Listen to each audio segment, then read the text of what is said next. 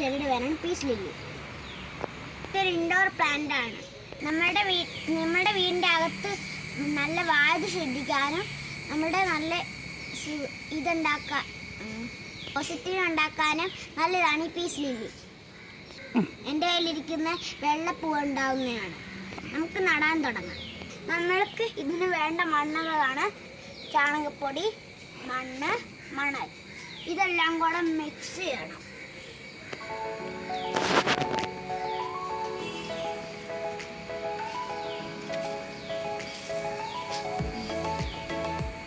വെള്ളമൊന്നും കെട്ടി നിൽക്കാൻ പാടില്ല.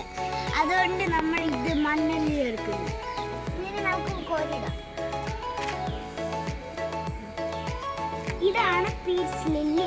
അതുകൊണ്ട് ഇത് ഞാൻ വേറെ ചട്ടിക്കകത്ത് നിന്ന് എടുത്ത് നടുക.